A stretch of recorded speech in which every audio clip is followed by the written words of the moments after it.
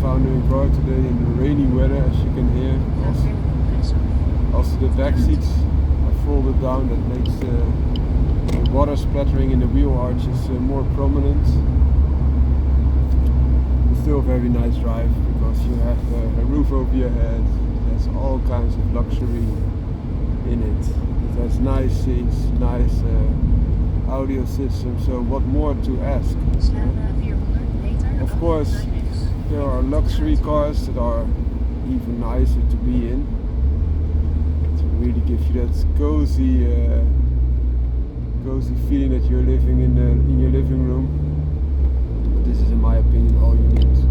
Especially good chairs and things that make you more functional as a driver. For example, that you have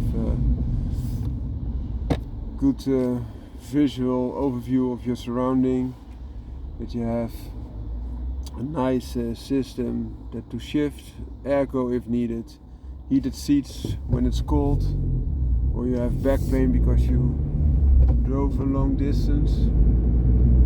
Those are things that oftentimes are overlooked but are very important in my opinion. Also nice car that is not that crazy on fuel, so you can drive bigger distances before you need to fill up again.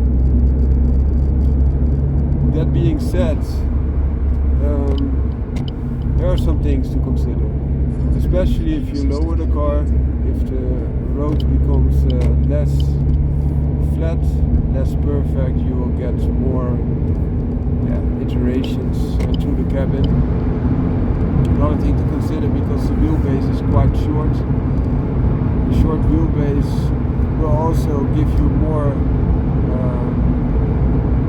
effect of bumps or broken roads.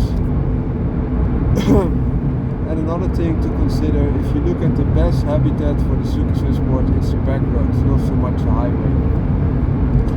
That being said, the highways in the Netherlands are often so limited in the speed that you can drive, oftentimes 100 kilometers an hour, that this is not such a big deal. For example, in Germany, where you can drive a large amount of roads, you can drive the speed that you like. This is of course different, because then you are limited to the capabilities of your car, and that makes it different. Because Suzuki Swift Sport is able to reach 200 kilometers an hour. If you tune them, they of course have even more room to give and more speed to get to, but they will become quite how do you say this enthusiastic, so the winds will have an effect on the cabin, so it's not that good isolated, not that well isolated as compared to German cars are, even those that have less potential for speed. So please take that into consideration if you are looking for a Suzuki Swift Sport for autobahn cruising.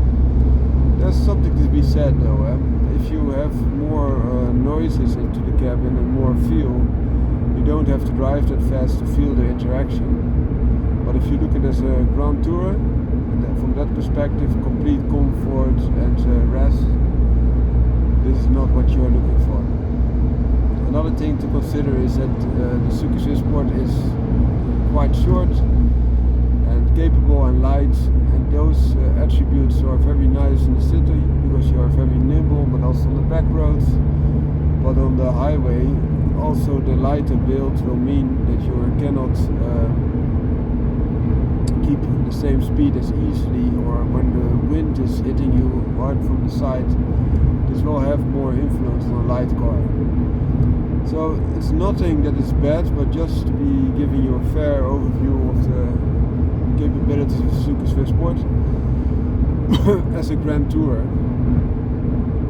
Another thing to consider is that oftentimes Grand Tours are only 2-seaters or 2+2. Suzuki Swift Sport offers 5 seating places, which is very nice, and also the hatchback design. So if you go for a bigger trip and you're obliged to take more luggage with you, or you're picking up something that you drove to, this is a good way.